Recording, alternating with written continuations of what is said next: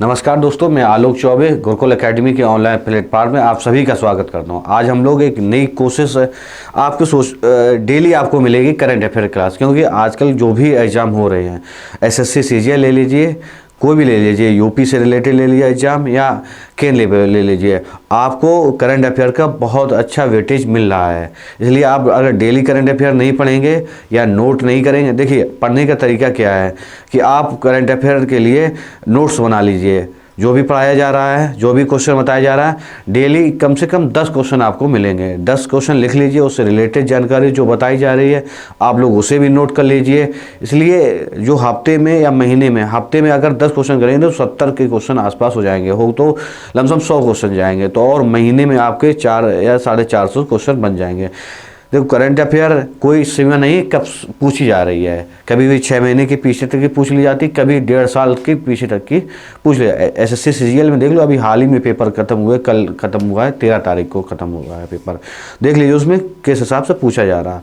SSC CGL mains होना है, आपकी बार पैटर्न भी चेंज है, जीएस है, आपकी बार रीजनिंग भी है, उसमें मैथ इंग्लिश है। पहले मैथ तो इंग्लिश होती थी, 100 मैथ के क्वेश्चन, इंग्लिश के 200 क्वेश्चन, लेकिन आपकी बार पैटर्न चेंज कर दिया।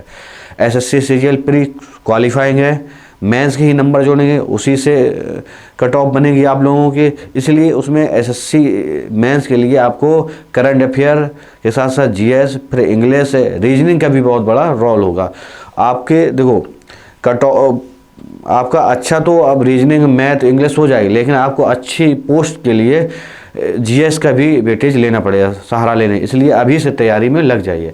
हमारे ऑफलाइन बैचों में, ओम गुरुकुल एकेडमी के ऑफलाइन बैचों में एक बहुत ही जल्द शुरू होने वाला है एसएससी सीजीएल मेंस बैच।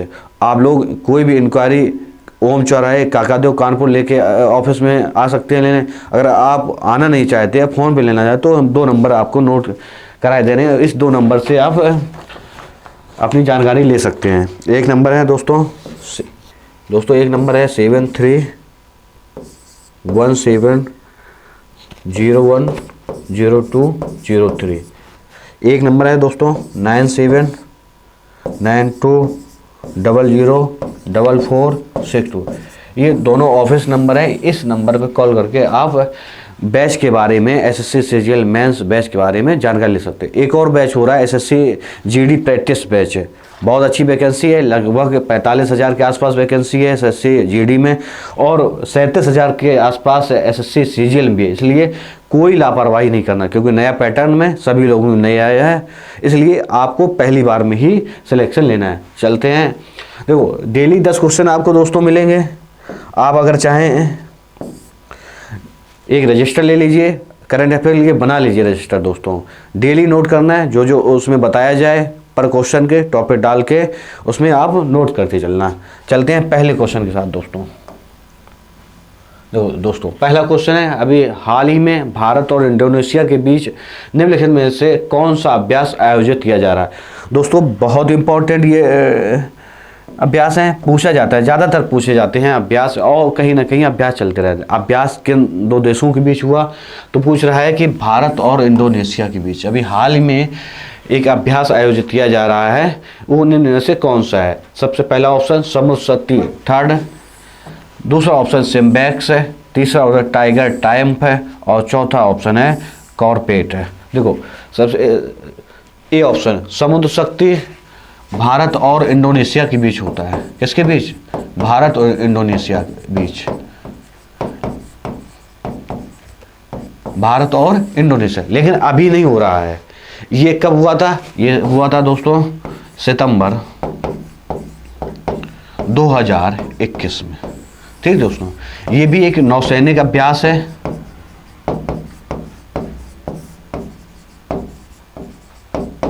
क्या है? ये भी एक नौसैनिक अभ्यास है। ठीक दोस्तों, कब हुआ था? समुद्र शक्ति थर्ड, भारत और इंडोनेशिया भी सितंबर 2021 में, और ये एक नौसैनिक अभ्यास है। पूछ लिया जाता है कि कैसा अभ्यास है, नौसैनिक अभ्यास है, एयरफोर्स वाला या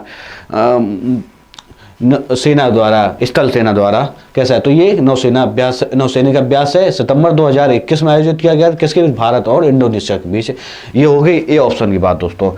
सेकंड ऑप्शन दिया है दोस्तों सिम्बैक्स ऑप्शन, सिम्बैक्स तो सिम्बैक्स दोस्तों नोट करने चलना दोस्तों। सिम्बैक्स ऑप्शन के बारे में हम बात करते हैं। देखो सिम्बैक्स है ये कौन क्रम अगर पूछ लिया जाता है 29वां, कौन सा? सिम्बैक्स 29वां। अभी हाल ही में आयोजित किया गया। कब किया गया? अक्टूबर 2022 में। किन दो देशों के बीच होता है? भारत और सिंगापुर। ठीक, ये 2 चरणों में आयोजित किया गया दोस्तों। कब ये आयोजित? 2 चरणों में दिया। कब कब ये किया गया? 26 से 27 अक्टूबर। ये किया गया है विशाखापट्टनम। और दूसरा चरण किया गया है 28 से 30 अक्टूबर। ये किया गया है बंगाल की खाड़ी में दोस्तों। ये भी एक नौसैनिक अभ्यास है।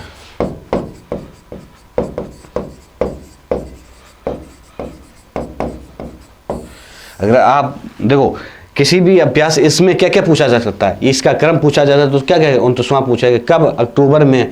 किन 2 देशों के बीच में? भारत और सिंगापुर के बीच में। अगर आपसे पूछा जाए कहाँ पर आयोजित किया गया, तो ऑप्शन में अगर विशाखापट्टनम ना मिले, अगर बंगाल खाड़ी मिले तो भी सही है, अगर विशाखापट्टनम मिले वो भी सही है। दोनों एक साथ नहीं मिल सकते। दोनों एक साथ इसलिए नहीं मिलते क्योंकि दोनों जगह हुआ, 2 चरणों में इसे आयोजित किया गया। कब किया गया? अभी हाल ही में अक्टूबर 2022 में किया गया। ठीक दोस्तों, अब हमने देख लिया बी ऑप्शन। सी ऑप्शन देखते हैं दोस्तों। इसमें सी ऑप्शन टाइगर ट्रायम्फ है। ये हाल ही में शुरू किया गया है। इसका दूसरा संस्करण है दोस्तों।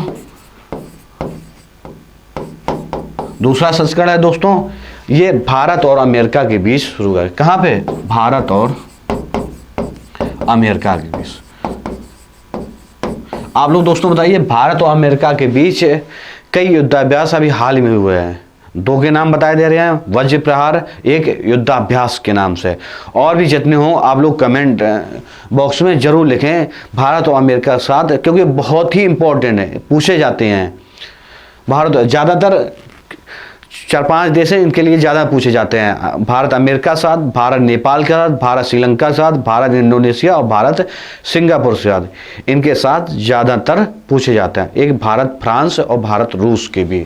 इसलिए आप लोग कमेंट करें भारत और अमेरिका के साथ। और देखो, एक तो ये टाइगर ट्रायम्फ हो गया, एक हो गया वज्र प्रहार, एक हो गया युद्धाभ्यास, एक हो गया मालाबार। इसके अलावा कितने युद्धाभ्यास है भारत अमेरिका के साथ होता है। मालाबार में कई देश शामिल हैं, सिर्फ अमेरिका नहीं शामिल है, इसलिए आप लोग ध्यान रखना है इस बात को। ठीक, ये दूसरा संस्करण है। किसके बीच हुआ? भारत अमेरिका पास। कब हुआ दोस्तों? ये अभी हाल ही में 2022 अक्टूबर में आयोजित किया गया। ठीक, पूछ लिया जाए आपसे ये किस प्रकार है? ये भी नौसैनिक अभ्यास है। ठीक, और ये हाल ही में कहाँ आयोजित किया गया? विशाखापट्टनम। अब डी ऑप्शन देखो, जो क्वेश्चन पूछा था उसका अभी तक तो मिला नहीं आंसर। अब डी ऑप्शन कॉर्पोरेट दोस्तों, यही आंसर है इसका। नोट कर लेना दोस्तों।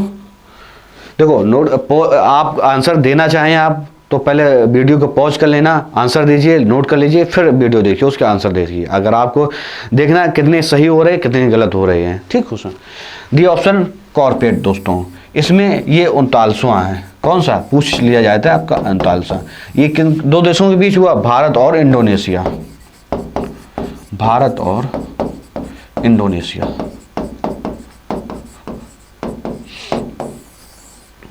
ये सन 2002 से शुरू हुआ है। ये वर्ष में 2 बार होता है। कैसे होता है? वर्ष में, तभी तो 2002 से स्टार्ट है इसका।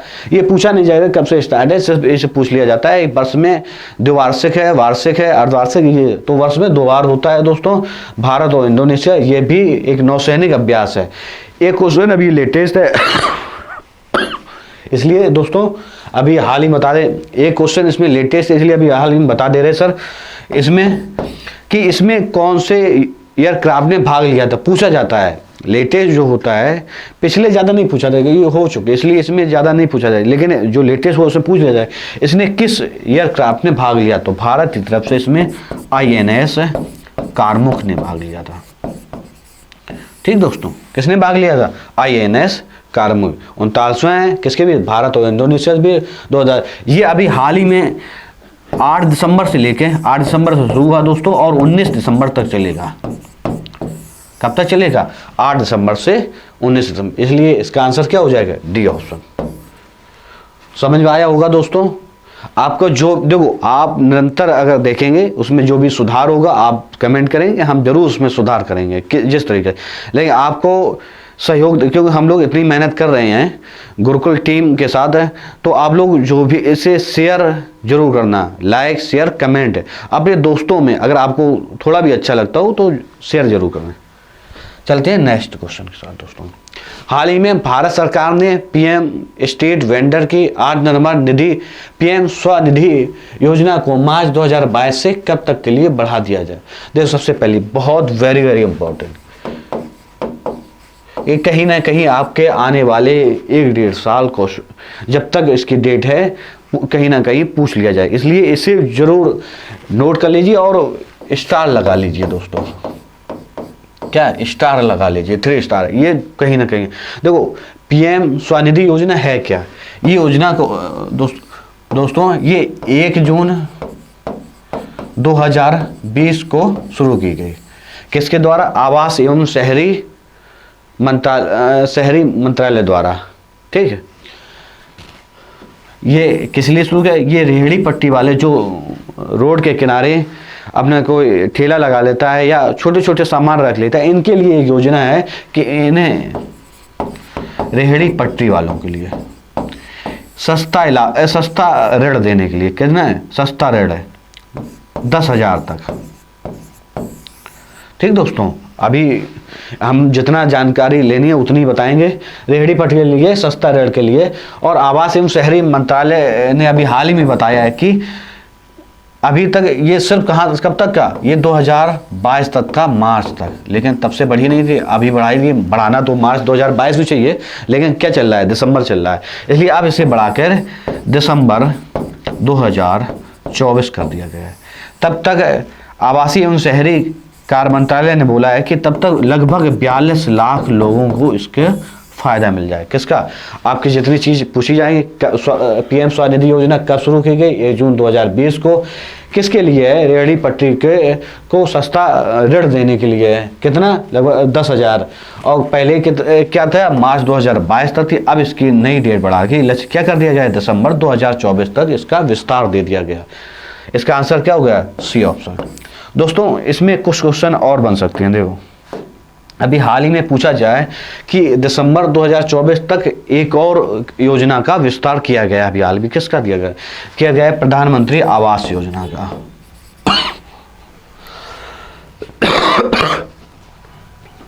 प्रधानमंत्री आवास योजना। दोस्तों, प्रधानमंत्री आवास योजना 2 चल रही हैं, एक शहरी एक ग्रामीण।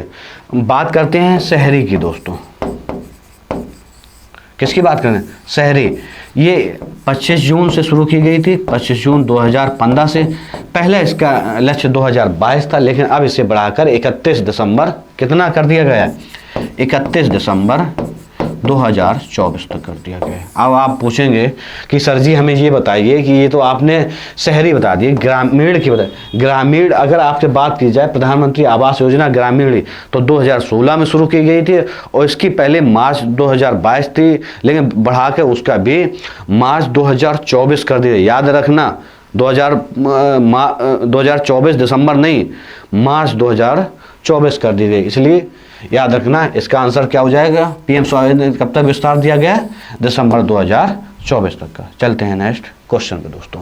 निम्नलिखित में से कौन हिमाचल प्रदेश के राज्यपाल हैं जिन्होंने कांग्रेस के वरिष्ठ नेता सुखविंदर सिंह सुक्खू को मुख्यमंत्री पद की शपथ दिलाई? दोस्तों, आपको अभी हाल ही में न्यूज आप पढ़ रहे होंगे, ऑनलाइन देखते हो, टीवी भी, कहीं भी आप ज़्यादा कितना कि मुख्यमंत्री हिमाचल प्रदेश के कौन बने? आपने देखा सुखविंदर सिंह सुक्खू, लेकिन अब क्वेश्चन बिल्कुल चेंज कर दिए जाते हैं। ये नहीं पूछा जाता है कि मुख्यमंत्री कौन बने, किसने शपथ दिलवाई? आप ही बताइए किसने शपथ दिलवाई? मतलब राज्यपाल पूछा गया है। ए ऑप्शन दिया गया है Shri Acharya Devvrat, B option Rajendra Vishwanath Arlekar, C option BD Mishra और D option Satyadev Narayan R दिया गया है। सबसे पहली बात करते हैं हिमाचल प्रदेश की। अभी हिमाचल प्रदेश में अभी हाल ही में 8 दिसंबर को चुनाव का रिजल्ट आया है। उसमें देखो पूछ लिया जाए आपसे, कई क्वेश्चन बन सकते हैं कि हिमाचल प्रदेश में कितनी विधानसभाएं हैं दोस्तों। कितनी विधानसभाएं हैं? 68 में से 40 कांग्रेस ने जीती दोस्तों, 25 बीजेपी ने जीती है, 3 अदर्स ने जीती दोस्तों। इससे पहले भाजपा की सरकार थी, जयराम ठाकुर यहाँ के मुख्यमंत्री थे, लेकिन 40 सीटें जीते, कांग्रेस जीती। तो वरिष्ठ नेता जो थे सुखविंदर सिंह सुक्खू, इनको मुख्यमंत्री बनाया गया। ये कौन से क्रम से पूछ लिया जाएगा, कौन से क्रम से? ये 15वें क्रम के हैं। क्या क्रम है इनका? ये 15वें क्रम के हैं। लेकिन आप शपथ किसने दिलाई? हमने न्यूज में क्या बोला है, क्या आपको यही हेडिंग होगी, सुखविंदर सिंह सुक्खू, या फिर इसके जो उप मुख्यमंत्री बनाए गए हैं अग्निहोत्री है, उनका नाम होगा। लेकिन राजपाल थे सर राजेंद्र विश्वनाथ अर्लेकर। ठीक, संविधान में पॉलिटी पढ़ी होगी आप लोगों ने, किस अनुच्छेद में राज्यपाल मुख्यमंत्री को नियुक्त करता है, इसका वर्णन दिया गया है। आप लोग बता सकते हैं? चलिए हम ही बता दें। देखो संविधान के भाग 6 में, किसमें? भाग 6 में एक अनुच्छेद है 164। इसमें कहा गया है कि राज्यपाल मुख्यमंत्री की नियुक्त करता है और मुख्यमंत्री की सलाह पर वो अन्य कैबिनेट मंत्रियों या मंत्रियों की नियुक्ति करता है। किसकी सलाह पे? मुख्यमंत्री। पहले राज्यपाल मुख्यमंत्री की नियुक्ति करता है, उसके बाद मुख्यमंत्री की सलाह पर राज्यपाल अन्य मंत्रियों की भी नियुक्ति करता है। किस अनुच्छेद में कहा गया दोस्तों? 164 में कहा गया दोस्तों। किस भाग 6 के अंतर्गत आता है। तो हिमाचल प्रदेश की अगर आपको बात करनी हो, राज्यपाल राजेंद्र प्रसाद अर्लेकर। अब इसमें इसका आंसर तो ये दोस्तों हो गया। अब बात करते हैं ए ऑप्शन के, श्री आचार्य देवव्रत। ये गुजरात के राज्यपाल हैं दोस्तों। कहाँ के दोस्तों? गुजरात के। गुजरात में भी अभी हाल ही में चुनाव हुए, 2 राज्यों में चुनाव हुए, तीसरे राज्य में एमसीडी के चुनाव हुए थे दोस्तों। यहाँ पे गुजरात में 182 विधानसभा है, लेकिन इसमें प्रचंड जीत के साथ, प्रचंड मतलब 182 में 156 सीटें जीतकर लगातार 7वीं बार बीजेपी सत्ता में आई। आफ्टर रिकॉर्ड जीते दोस्तों कि 182 में 149 तो माधवराव के ज़माने में आई थी, जब कांग्रेस सरकार थी शायद, है तब। लेकिन अभी रिकॉर्ड जीते 182 में 56 बीजेपी के आए। तो कौन? भूपेंद्र पटेल मुख्यमंत्री बने। कौन से क्रम से? पूछ लिया जाएगा आपके 17वें क्रम के दोस्तों। कौन से क्रम? 17वें क्रम के। ठीक, इसके अदर सीटें जरूरी नहीं, लेकिन इसके जो राज्यपाल है श्री आचार्य देवव्रत। आप 2 आंसर देना हमें, हिमाचल प्रदेश में कितनी लोकसभा सीटें हैं और गुजरात में कितनी लोकसभा सीटें, कमेंट बॉक्स में जरूर करें दोस्तों, क्योंकि पूछा जाता है। आप कोई भी पेपर उठा के देखिए, पुराना पीसीएस अक्टूबर में जो हुआ था 2021 का हमें याद है, उसमें पूछा गया था कि गुजरात में, राजस्थान में और 2 अदर प्रदेश के, उसमें मैचिंग करना था लोकसभा की सीटें और विधानसभा की सीटें, इसलिए आता है। ऐसा नहीं कि हम छोड़ दें। सी ऑप्शन दिया, देखो बी तो हिमाचल प्रदेश के हैं, C option BD Mishra Himachal, Arunachal, Meghalaya के, कहाँ के? मेघालय के और अरुणाचल प्रदेश के 2 जगह, क्योंकि एक जगह की अतिरिक्त प्रभार दिया गया है। अरुणाचल प्रदेश के पेमा खांडू मुख्यमंत्री हैं और मेघालय के कॉनराड संगमा मुख्यमंत्री हैं। ठीक दोस्तों, और एक दिया है सत्यदेव नारायण आर, ये है त्रिपुरा के राज्यपाल। कहाँ के दोस्तों? त्रिपुरा के राज्यपाल। यहाँ के अगर मुख्यमंत्री पूछा जाए तो माणिक शाह। इसका आंसर क्या होगा दोस्तों? B option. ठीक दोस्तों, चल देखो दोस्तों, अगला क्वेश्चन है, भारत का सबसे बड़ा बिजनेस जेट टर्मिनल हाल ही में किस शहर में खोला गया दोस्तों? A option Kochi, B option Mumbai Maharashtra, C option Guwahati Assam, D option है संगरूर। देखो ये कहाँ खोला गया? कोची में। कोची कहाँ पड़ता है? केरल में। देखो अभी हाल ही में कोची शहर में नहीं, मतलब केरल में खुद का इंटरनेट चालू किया है। कैसे पूछा जाता है? खुद का इंटरनेट चालू करने वाला राज्य बताइए। खुद का इंटरनेट,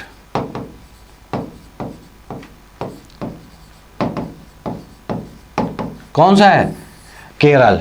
और ऑनलाइन, एक और क्वेश्चन है, ऑनलाइन ई टैक्सी प्रारंभ करने वाला कौन सा राज्य है? वो भी केरल।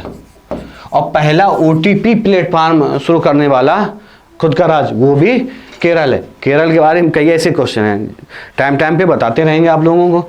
बी ऑप्शन दिया है मुंबई महाराष्ट्र। तो एक फैक्ट ले लीजिए मुंबई के बारे में। ये अभी हाल ही में देखो सबसे इलेक्ट्रॉनिक बस चली है वातानुकूलित डबल डेकर। डबल डेकर आप समझते होंगे, इलेक्ट्रॉनिक बस हाल ही में पहला शहर ऐसा है जो इलेक्ट्रॉनिक वातानुकूलित डबल डेकर बस चलने वाला पहला शहर कौन? मुंबई महाराष्ट्र। अब गुवाहाटी असम में ड्रोन संचालित करने वाला पहला पूर्वोत्तर राज्य, याद रखना पूर्वोत्तर राज्य है, पहला पूर्वोत्तर राज्य। ठीक। और संगरूर पंजाब में एक फैक्ट ले लीजिए आप, संपीडित बायोगैस संयंत्र कहाँ पे उद्घाटन किया गया दोस्तों? संगरूर पंजाब में। ठीक है, पहला संपीडित बायोगैस सबसे बड़ा और पहला संगरूर पंजाब में। इसका आंसर क्या हो गया दोस्तों? A option. चलते हैं नेक्स्ट क्वेश्चन पे दोस्तों। G20 के तहत पहली वित्त और केंद्रीय उप बैठक कहाँ पर आयोजित की जा रही है? दोस्तों बहुत ही इंपॉर्टेंट क्वेश्चन है ये आप लोगों के लिए, क्योंकि इस साल G20 की अध्यक्षता भारत कर रहा है। कब से कब तक कर रहा है? 1 दिसंबर 2022 से लेके 30 नवंबर 2023 तक। वर्ष याद हो गया। अध्यक्षता कब करेगा? इस शिखर सम्मेलन की 2023 में करेगा। और इसमें भारत ने एक लोगो दिया है G20 के लिए, वन अर्थ, वन फैमिली और वन फ्यूचर, मतलब एक पृथ्वी, एक भविष्य और एक फैमिली, परिवार। इसका थीम है किसकी? G20 2023 के लिए जो शिखर सम्मेलन। देखो सबसे पहली बार अभी हाल ही में कब अध्यक्षता भारत को सौंपी गई? इसकी अभी हाल ही में नवंबर में इंडोनेशिया में शिखर सम्मेलन किया गया। कहाँ पे? इंडोनेशिया के बाली शहर में। ये बात की जगह दोस्तों बाली कर लीजिए। ठीक, तो बाली शहर में अभी हाल ही में नवंबर में किया गया। यहीं पर प्रधानमंत्री नरेंद्र मोदी को G20 शिखर सम्मेलन की अगले साल की अध्यक्षता सौंपी गई दोस्तों। ठीक, सबसे पहली बात आपने सुना होगा पेपर में आता है G20 ट्रोइका, बहुत इंपॉर्टेंट क्वेश्चन बनते हैं इस पर। G ट्रोइका में 3 देश आते हैं, मतलब ये वो देश होते हैं जो G20 के उद्देश्य, G20 में बैठक में क्या क्या प्रस्ताव रखे जाएंगे, किस मुद्दे पे बात होगी, या फ्यूचर प्लान कैसा होगा, या अगले को जो भी स्कीमें होती हैं, ये 3 देश मिलके करते हैं। 3 देश मतलब इस ट्रोइका में इससे पहले किसने अध्यक्षता की, वर्तमान अध्यक्षता किसके पास रहेगी और अगले वर्ष किसके बाद अध्यक्षता रहेगी, ये 3 देश शामिल होते हैं। तो इस समय अगर पूछा जाए G20 ट्रोइका 2023 के लिए कब है, तो ये है इंडोनेशिया दोस्तों, क्योंकि अभी हाल ही में इंडोनेशिया 2022 का इंडोनेशिया के पास था, अब भारत के पास है, तो इसमें भारत भी शामिल है। और अगला जो होगा 1 दिसंबर 2023 से लेकर 30 नवंबर 2024 तक के पास है, वो होगा ब्राजील के पास। ठीक दोस्तों, ये 3 देश मिलकर ट्रोइका कहलाते हैं। पूछ लिया जाए G20 ट्रोइका बारे में निम्नलिखित कौन सा देश शामिल नहीं है, तो ये 3 देश शामिल हैं। इसके अलावा आ जाए जो भी ऑप्शन है वो लगा देना। ठीक दोस्तों, देखो अभी हाल ही में पूछा गया है पहली वित्त और केंद्रीय उप बैठक कहाँ आयोजित? ये हुई है बेंगलुरु कर्नाटक में। अभी हाल ही में 7 दिसंबर को इसकी बैठक, नहीं दोस्तों कहाँ पर आयोजित की जा रही है? ये की जा रही है बेंगलुरु कर्नाटक में। अभी हाल में बी ऑप्शन है उदयपुर राजस्थान में। अभी हाल ही में G20 के संबंधित शेरपा समझते हैं आप लोग? शेरपा जो भारत सरकार का या प्रधानमंत्री का प्रतिनिधि होता है, प्रतिनिधि तौर पे इस बैठक में भाग लेगा, वो शेरपा कहलाता है। तो शेरपाओं की बैठक हुई कहाँ पे? ये बैठक हुई उदयपुर राजस्थान में दोस्तों। कहाँ पे? और बाली इंडोनेशिया में अभी पिछला यही अध्यक्षता की गई दोस्तों। इतने फैक्ट हैं, समय समय पर जैसे क्वेश्चन आएंगे इसके रिलेटेड जितने भी फैक्ट होंगे उतने बताते जाएंगे। ठीक, चलते इसका आंसर ए ऑप्शन। लेकिन नोट कर लेना दोस्तों, अंतर्राष्ट्रीय क्रिकेट में सबसे तेज दोहरा शतक लगाने वाला क्रिकेटर कौन है। देखो दोस्तों, भाई हाल ही में बांग्लादेश सीरीज भारत खेलने गया, 2-1 से हार गया सीरीज, लेकिन तीसरे मैच में पहली बार इस सीरीज में मौका मिला किसे, ईशान किशन को। ईशान किशन ने अपने करियर का अंतर्राष्ट्रीय में पहला शतक लगाया, वो भी दोहरा शतक लगाया। इन्होंने 126 गेंदों में दोस्तों 200 रन पार कर लिए। इन्होंने 210 रन बनाए थे शायद, किसने, इससे पहले क्रिस गेल के नाम 138 गेंदों में दोहरा शतक सबसे तेज था। किसके नाम था, क्रिस गेल के। वो भी किसके खिलाफ, ऑस्ट्रेलिया के खिलाफ। क्रिस गेल ने ऑस्ट्रेलिया के खिलाफ 138 रनों में दोहरा शतक लगाए, लेकिन अब ईशान किशन ने 126 गेंदों में दोहरा शतक लगा दिया। ठीक, भारत की तरफ से ये चौथे बल्लेबाज हैं जिन्होंने दोहरा शतक लगाए, जबकि सबसे पहले वीरेंद्र सहवाग ने, सचिन तेंदुलकर ने, फिर रोहित शर्मा 3 बार डबल सेंचुरी लगा सकते हैं। लेकिन विश्व के हिसाब से 7वें व्यक्ति हैं, भारत के हिसाब से चौथे व्यक्ति और विश्व के हिसाब से 7वें व्यक्ति हैं जिन्होंने दोहरा शतक लगाए। दोस्तों इसका आंसर ए हो गया। चलते हैं नेक्स्ट क्वेश्चन पे। अंतर्राष्ट्रीय पर्वत दिवस कब मनाया जाता है दोस्तों। देखो, अंतर्राष्ट्रीय पर्वत दिवस संयुक्त राष्ट्र महासभा द्वारा इसे मनाने की घोषणा की गई है, और इसमें पहाड़ों में समृद्ध जो जैव विविधता होती है और पहाड़ों के संरक्षण के संबंधित लोगों को जागरूक करने के लिए ये कब अंतर्राष्ट्रीय पर्वत दिवस मनाया गया, कब, 11 दिसंबर को दोस्तों। 27 दिसंबर लिखा है, 27 दिसंबर को बी ऑप्शन, सी ऑप्शन 6 दिसंबर और डी ऑप्शन 26। देखो बी ऑप्शन 27 दिसंबर। देखो, महामारी के लिए अंतर्राष्ट्रीय, महामारी की तैयारी के लिए अंतर्राष्ट्रीय दिवस कब मनाया जाता है, 27 दिसंबर। महामारी के रोकने के लिए, जो इसकी तैयारी के लिए अंतर्राष्ट्रीय दिवस मनाया जाता है, वो कब मनाया जाता है, 27 दिसंबर। हाल ही में शुरू किया गया है। इसे संयुक्त राष्ट्र प्लस WHO द्वारा शुरू किया गया। किसके द्वारा, संयुक्त राष्ट्र और WHO द्वारा 27 दिसंबर को महामारी को रोकने के लिए अंतर्राष्ट्रीय दिवस। 6 दिसंबर दोस्तों, अब 6 दिसंबर को मनाते हैं मैत्री दिवस। मैत्री दिवस दोस्तों, भारत और बांग्लादेश दो देशों ने मिलकर 6 दिसंबर को मैत्री दिवस मनाया, क्योंकि 6 दिसंबर 1971 को दोस्तों भारत ने पहली बार बांग्लादेश को स्वतंत्र राष्ट्र के रूप में, स्वतंत्र देश के रूप में मान्यता दी थी। इसलिए 6 दिसंबर को भारत और बांग्लादेश मिलकर कौन सा दिवस मनाती है, मैत्री दिवस। और दोस्तों 26 दिसंबर गुरु गोविंद सिंह के और उनके 4 पुत्रों को श्रद्धांजलि देते हुए अभी हाल ही में 1 साल पहले प्रधानमंत्री नरेंद्र मोदी ने इस दिन को बाल दिवस के रूप में घोषित किया कि हर साल कौन सा दिवस मनाया जाता है, बाल दिवस। किसके श्रद्धांजलि देते हुए दोस्तों, गुरु गोविंद सिंह और उनके 4 पुत्रों की श्रद्धांजलि देते हुए। इसका आंसर क्या होगा, ए ऑप्शन दोस्तों। 12 दिसंबर को निम्नलिखित कौन सा दिवस मनाया गया दोस्तों, ए ऑप्शन, विकलांग व्यक्तियों का अंतर्राष्ट्रीय दिवस। दोस्तों ये बहुत ही इंपॉर्टेंट है, इसलिए याद रखना है। कब होता है, 3 दिसंबर दोस्तों, 3 दिसंबर। बी ऑप्शन है सशस्त्र सेना झंडा दिवस या भारतीय झंडा दिवस भी इसे कहते हैं। ये कब से मनाया जा रहा है दोस्तों, ये 1949 से मनाया जा रहा है। कब मनाया जाता है दोस्तों, 7 दिसंबर को। ठीक, और अंतर्राष्ट्रीय सार्वभौमिक स्वास्थ्य कवरेज दिवस ये मनाया जाता है 12 दिसंबर को। इस कवरेज के लिए, अंतर्राष्ट्रीय सार्वभौमिक स्वास्थ्य कवरेज दिवस के लिए 2 दिवसीय समारोह भी आयोजित किया जाए। कहाँ किया जाए, यूपी में, वाराणसी में। इस समारोह में जम्मू एवं कश्मीर को इसके लिए प्रथम पुरस्कार दिया गया। किसे दिया गया, जम्मू एवं कश्मीर को प्रथम पुरस्कार दिया गया। ठीक, इसका आंसर हो जाएगा सी ऑप्शन हो जाएगा। 12 दिसंबर को क्या मनाया जाता है, अंतर्राष्ट्रीय सार्वभौमिक स्वास्थ्य कवरेज दिवस। ठीक है, डी ऑप्शन है इसका, अंतर्राष्ट्रीय भ्रष्टाचार विरोधी दिवस और नरसंहार की रोकथाम और पीड़ितों को स्मरणोत्सव के अंतर्राष्ट्रीय दिवस कब मनाया जाता है दोस्तों, 9 दिसंबर को दोस्तों।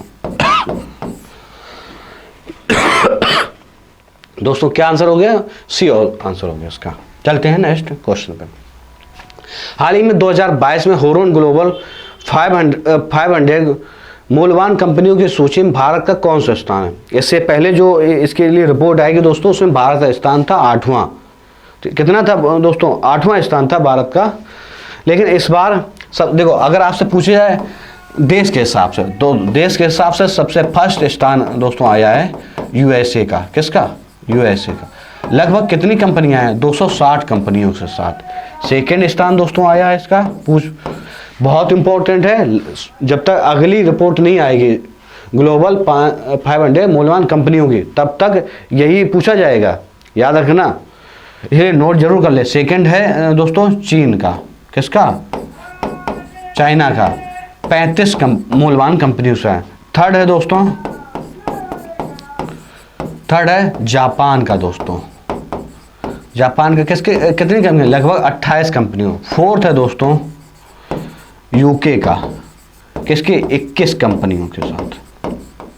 ठीक, लेकिन फिफ्थ अब की बार भारत के स्थान किसके?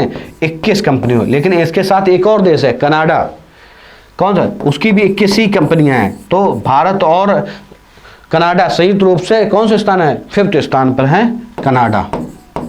ये तो दोस्तों हो गए इसकी रिपोर्ट देश के हिसाब से। अगर आपको कंपनियों के हिसाब से दोस्तों पूछ लिया जाए तो सबसे पहले एप्पल है, माइक्रोसॉफ्ट है, अल्फाबेट है, अमेजन है और टेस्ला कंपनी है। अगर विश्व के हिसाब से देख ले, क्या कौन सी कंपनी है दोस्तों? नोट कर लेना दोस्तों। एप्पल। अगर आपसे पूछ दिया जाए तो 2022 फॉर्ब्स ग्लोबल 500 मूल्यवान कंपनियों में जो कंपनी के हिसाब से है कौन टॉप पे है, तो सबसे पहले एप्पल कंपनी है। दूसरी इसमें दोस्तों कंपनी है माइक्रोसॉफ्ट है। तीसरी कंपनी है अल्फाबेट है। चौथी कंपनी है दोस्तों अमेजन। और पांचवी कंपनी है टेस्ला। ठीक, अगर भारत की पूछी जाए दोस्तों तो भारत की है रिलायंस,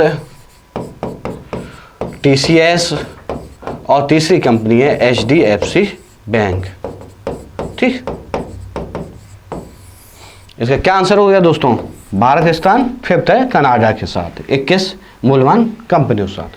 हाल ही में अपना जलवायु परिवर्तन मिशन शुरू करने वाला पहला राज्य कौन सा बना? दोस्तों पहला राज्य बना तमिलनाडु। पहला डुडोंग संरक्षण रिजर्व भी अधिसूचित करने वाला तमिलनाडु बना। पहला तमिलनाडु के वन विभाग भी एलिफेंट डेट रिपोर्ट को उसके ऊपर काम करने वाला भी पहला राज्य बना। और सबसे ज्यादा रामसर स्थल कहाँ पे? तमिलनाडु में। इसका आंसर क्या हो गया दोस्तों? तमिलनाडु। अगर त्रिपुरा की बात करें, त्रिपुरा का एक गांव है दासपुर, पहला परिवर्तनशील जैव गांव बना। ठीक, कहाँ पर? जैव। और गुजरात में मोडेरा गांव ऐसा है जहां 24/7 बराबर सौर ऊर्जा से संचालित होने वाला पहला गांव। राजस्थान में जैसलमेर में सबसे ज्यादा विश्व का पवन एवं सौर ऊर्जा संयंत्र का उद्घाटन किया गया। इसका आंसर क्या हो गया दोस्तों? तमिलनाडु। मुझे लगता है क्वेश्चन खत्म हो गए। आप कुछ पदाधिकारी देख ले। देखो 10 क्वेश्चन बहुत ही इंपॉर्टेंट है, आपके अगले 1 साल तक किसी भी क्वेश्चन में कभी भी पूछे जा सकते हैं, इसलिए नोट करके चलना। प्रमुख पदाधिकारी जब तक चेंज नहीं होते बहुत ही इंपॉर्टेंट है। देखो कैबिनेट सचिव राजीव गाबा हैं, रक्षा सचिव गिरधर अरमाने हैं, विदेश सचिव विनय मोहन क्वात्रा है, वित्त सचिव टीवी सोमनाथन है, राजस्व सचिव संजय मल्होत्रा, वाणिज्य सचिव सुनील वर्थवाल, नियंत्रक एवं महालेखा परीक्षक कैग जिसे बोलते हैं गिरीश चंद्र मुर्मू, वो कौन सा है? 14वां है। इन दो में कंफ्यूजन होगा दोस्तों आपके, क्योंकि ये लिखा है नियंत्रक एवं महालेखा परीक्षक, लेकिन दोस्तों नियंत्रक एवं महालेखा परीक्षक लिखा है ये अलग है, भारत के महालेखा नियंत्रक है, इसे सीजीए बोलते हैं। ये इन्हें क्या है? भारती दास। ये कौन से? 27वीं। अटॉर्नी जनरल ऑफ इंडिया दोस्तों R Venkat Raman. Chief of defence staff CDS से बोलते हैं अनिल चौहान। इससे पहले कौन थे? बिपिन रावत दोस्तों। इसमें इंपॉर्टेंट बता दें जो ज्यादातर पूछे जा सकते हैं, एक ये पूछे जा सकते हैं दोस्तों, एक ये और ये पूछे सभी जा सकते हैं, लेकिन ये ज्यादा इंपॉर्टेंट दोस्तों। मिलते हैं कल एक नई क्लास के साथ। आपको अच्छा लगे तो शेयर, कमेंट और लाइक जरूर दोस्तों कर दें। तब तक पढ़ते रहिए, जो इंक्वायरी है हमने आपको बता दी है। कल मिलते हैं फिर इसी के साथ। नमस्कार दोस्तों।